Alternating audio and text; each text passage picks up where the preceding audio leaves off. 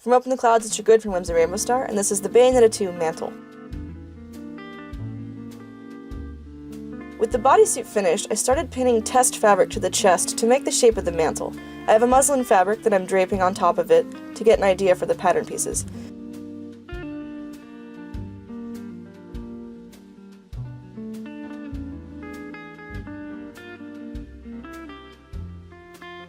The shoulders were a huge issue throughout this process, and I had to mess with them several times.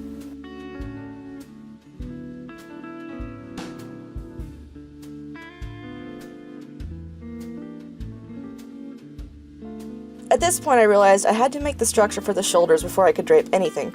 I used sheets of plastic canvas, as these are good for making sturdy shapes. Getting the angle just right was tricky. I also used foam for the base, as the plastic would be too raw on my shoulders.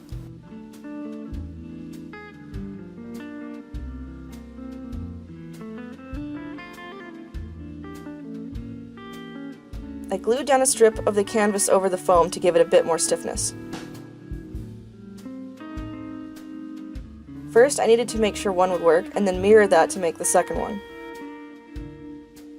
Then I added a curved canvas piece to make the curvature of the shoulders, and at the top I laced it to the existing piece with a thin wire. Following that, I covered it in a bit of hot glue. Once I saw that would work, I did it to the other side. Now I had to test the sides of the curve, and first I stitched a large piece over the edges of the existing piece.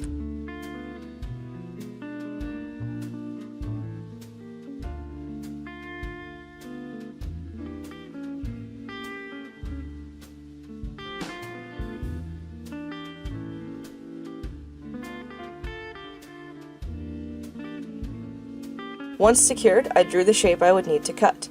Then I removed the wire and the piece and cut the shape. Following that, I traced the shape onto the remaining canvas to have a total of 4 pieces, 2 for each shoulder. Now comes stitching the pieces down for good, and with each side I made sure to put down a layer of hot glue. If you are using a hot glue gun, please be careful, as I burned myself quite badly on this particular project.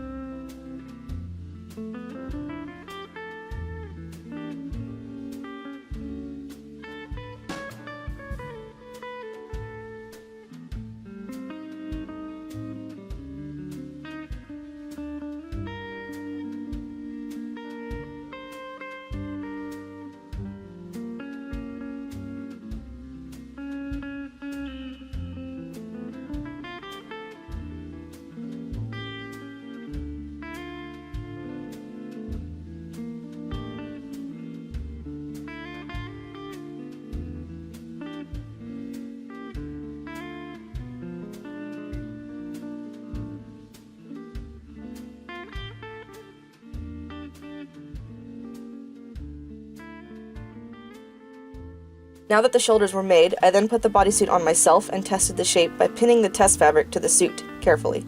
This way I could ensure the mantle fit my actual body. Using draping techniques, I cut slits by the neck so the fabric would lay correctly. I put the makeshift piece over the one pinned to me to trace it, but to alter that enough so that it would fit me right.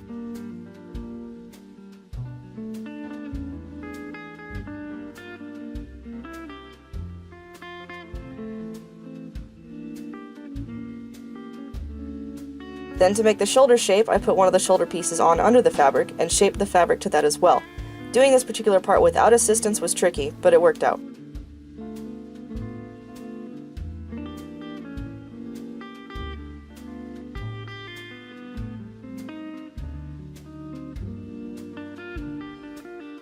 Once finished, I traced the sketch from the pen with a permanent marker so that it's neater and easier to see.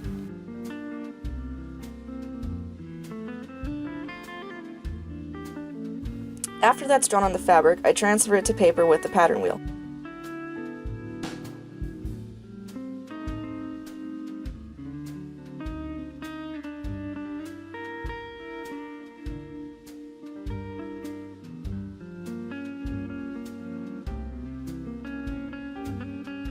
After drawing, I add seam allowance. A mistake I made here was thinking that the front of the mantle was not hemmed, so I did not make a hem. As it turns out, there is a hem stitch. This is something I'll need to fix in the future.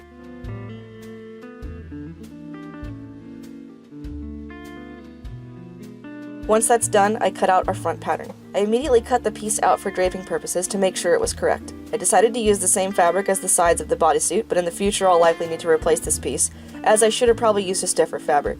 This piece was also cut on the fold, as there is no center seam. For the back, I had to make sure the mantle reflected the backless diamond cutout of the suit, so I used measuring tape to get that angle. I duct taped the shoulder pieces to the dress form for draping reasons. I knew I couldn't drape something on my own back without help.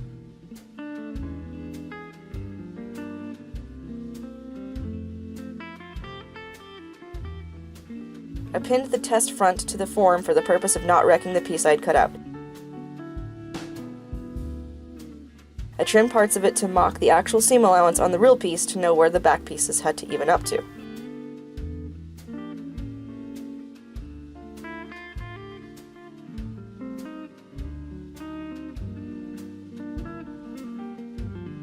Following the pins on the torso and the angles of the shoulder, I lay the fabric as flat as possible and trace where the seams go.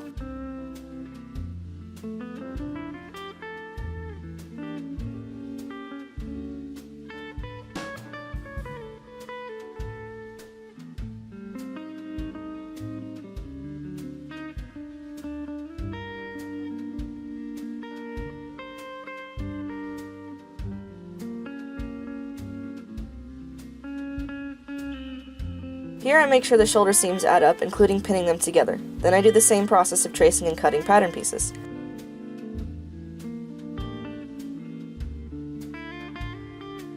For the back, I have to add an extra bit for where the fastener will go to close the mantle around my neck. I also made sure to add a hem, because I knew there was one here to match the bodysuit.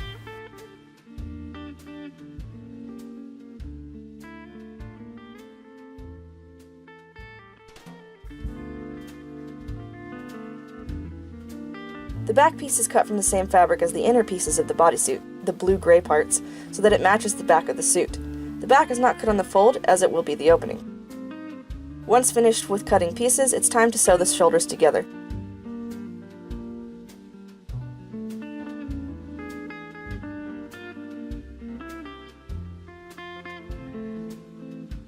As with the bodysuit, a ballpoint needle and a zigzag stitch are used.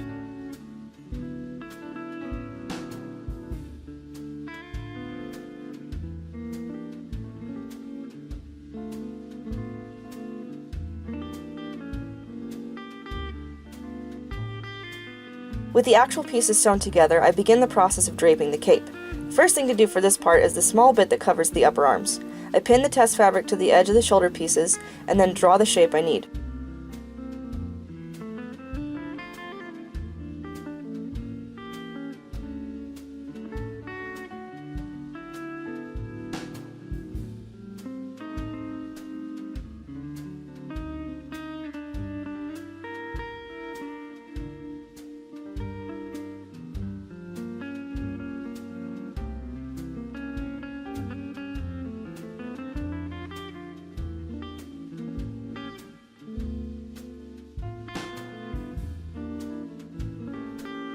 Again, I transfer it to paper with the pattern wheel and give it seams on all sides.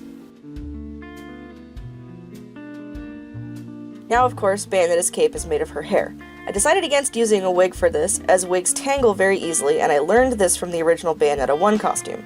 Instead, I'm going to use a shiny black fabric, and the sleeves will need to be made of this as well to blend together.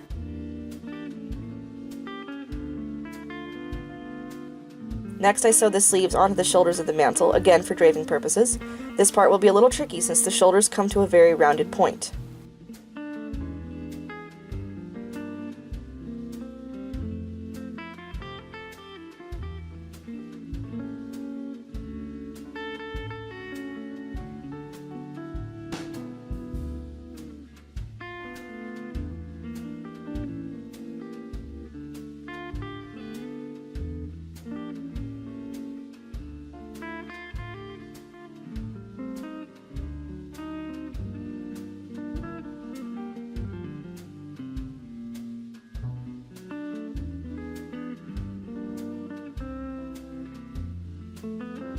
After finishing, I put the mantle back on the form and begin the hair cape.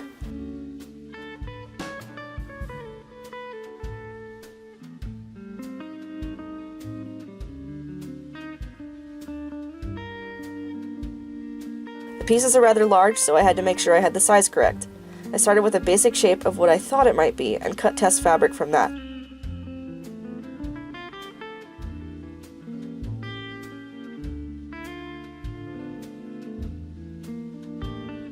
I test pin it to the mantle to see how it looks.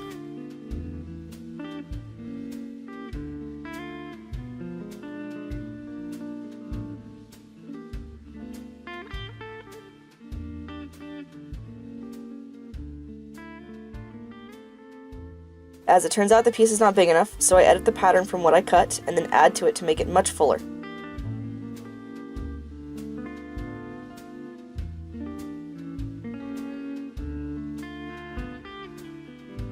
Adding some makeshift test pieces to the one already cut, I finally got the shape I needed.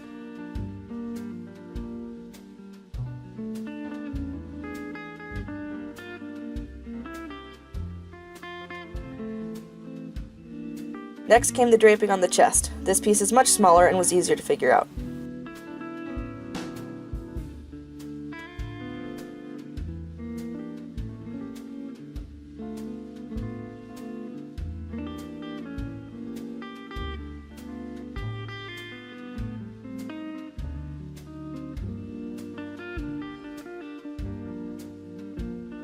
Now, since the pieces were so large, I had to lay the fabric out completely unfolded and play around with the space. At first I almost worried I wouldn't have enough fabric, but I got it to work. I simply had to flip the pattern pieces over to cut the second set of each part of the cape. Thankfully the grain goes two ways, so I was able to flip some pieces upside down to fit. I then take the cut pieces and pin them onto the sleeves and torso of the mantle.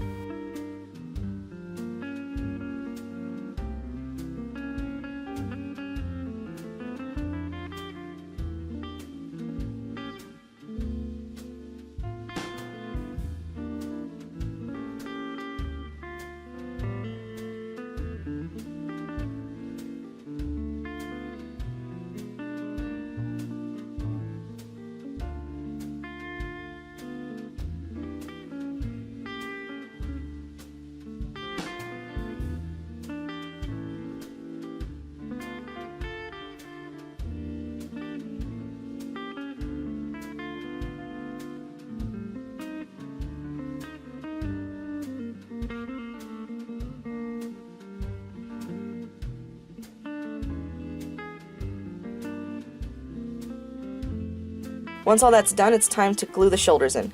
I trimmed away some of the seam allowance to fit the plastic more snugly. I also used E6000 to prevent any unnecessary burns.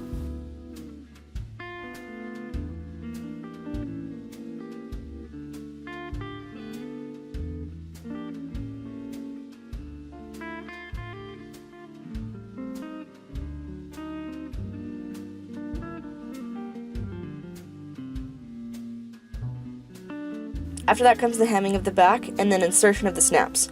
I used snap strips in the back of the neck for fastening, making sure there were extra in case I needed to adjust it.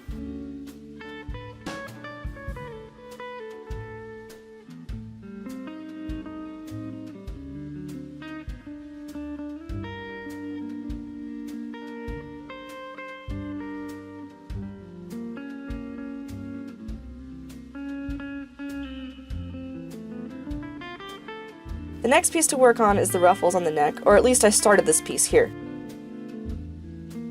I created a ring with circumference measurements using a trick with a soft ruler. The inner ring fits to my neck and the outer ring will generate the ruffles. However, we will cut two to make the ruffles fuller.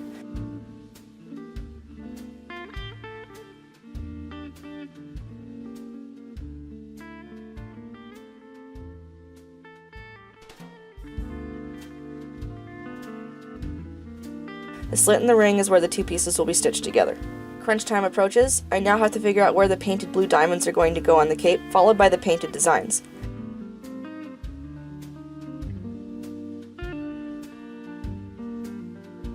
I simply glue the diamonds on where they needed to go.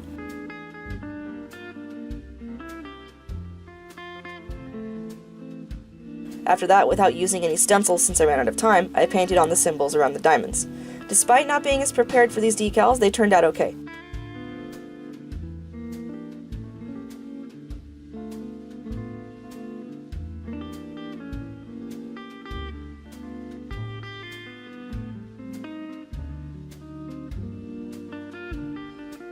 The decal gets a chain down to where an accessory will hang, then I mirror the other side.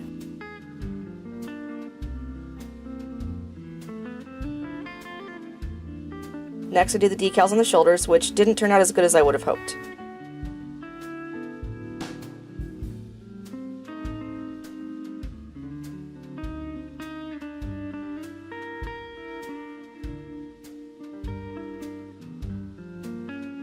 Waiting for that to dry, I start shredding the front cape pieces to look like flowing hair. They were cut randomly at my whim so they wouldn't seem too perfect. I would slice a few large chunks, then cut small slivers from those.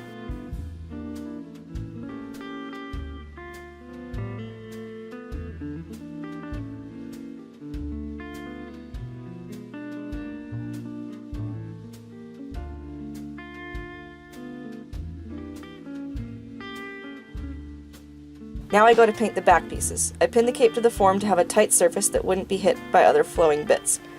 The symbol here is the same as the front, also with a chain down.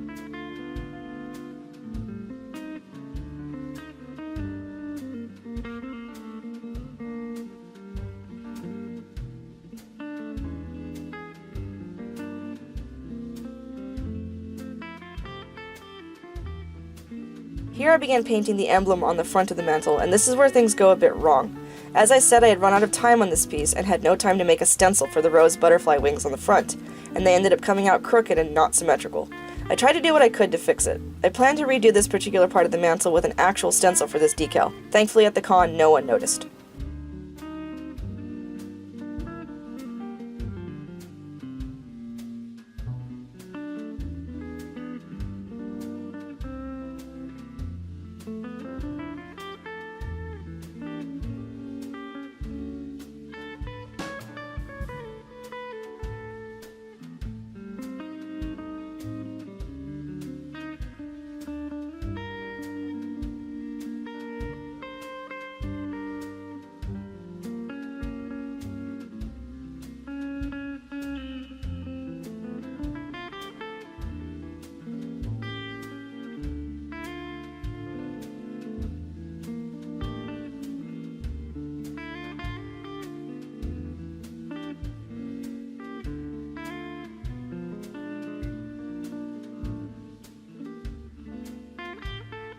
For the remaining paint, I just need to paint the shoulder decal chains.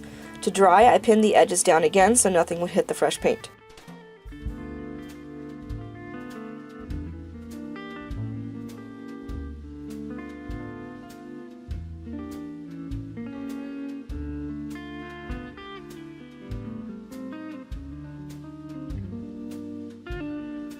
After drying, it's time to cut the back cape pieces. I did the same method as the front pieces to get the fringed hair look.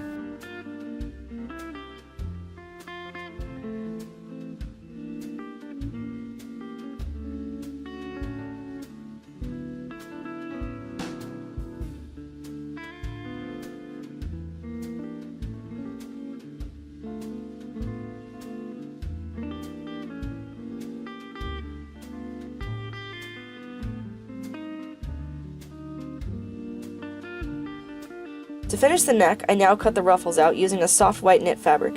I cut 2 pieces of this and then stitched them together at the opening.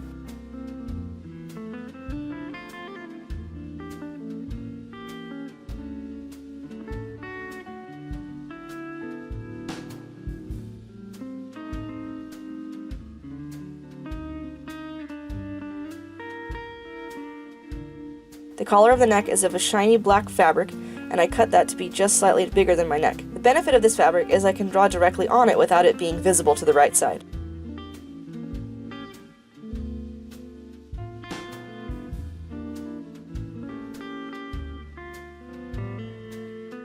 I pin the ruffles to the collar in an even manner to distribute the fullness, and then stitch.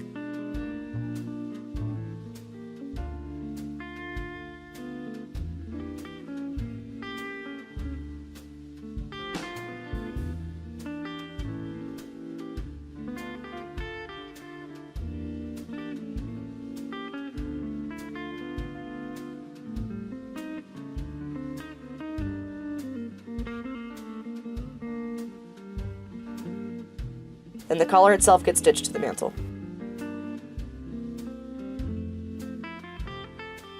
Finally, I need the piece that holds the clock to the neck. I cut a simple strip of the same black fabric, then I attached Velcro pieces to both the back of the clock and to the strip.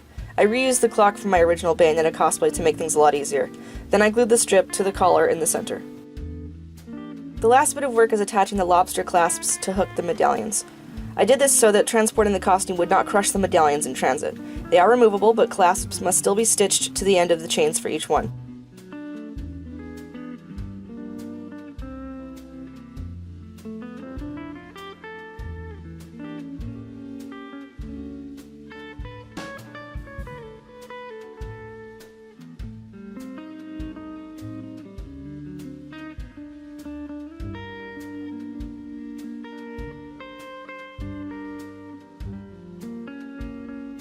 And with that, the mantle is finished. Hey guys, so real quick I wanted to show you. So, if you guys saw in the video on the mantle, Bayonetta's mantle, or cape thing, I made these shoulder pads out of that, like, whatever, I don't really know what to call this stuff, but it's like plastic, like a grid, sheets of. This was bare against my shoulders all day on Thursday. So what I did just now was I put a soft fabric, it's the same fabric I used for like the ruffles. I put this to coat it because it was so sharp it was like pressing against, or you know, scratching against my shoulder. So I put this on. Hopefully this will make it feel a lot better. I also attached a command strip and it connects to the straps on the bodysuit. I also stitched in a bra just because, you know, it helps. Because the thing with bodysuits and stretch fabrics is that they will compress your chest if your chest isn't like super big, so mine's just not enough, so I have to use like a, but it's also nice to have, like, because it's backless, so you need something, you know. But yeah, I basically just added these to the shoulders underneath. You won't see this obviously because this is all, it'll be covered, you know, it's because, you know, this is the outside of it, that's the underside right there. In the end, I did enjoy how the hair turned out, and overall it worked for what I needed it to.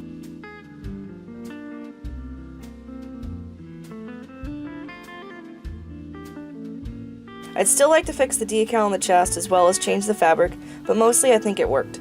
The flow is definitely enjoyable in motion,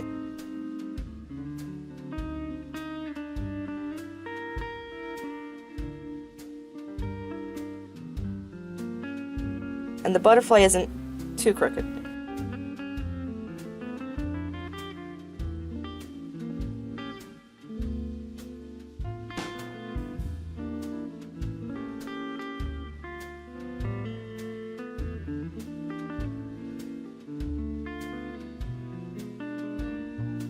In any case, thanks for watching, and until next time, stay whimsical.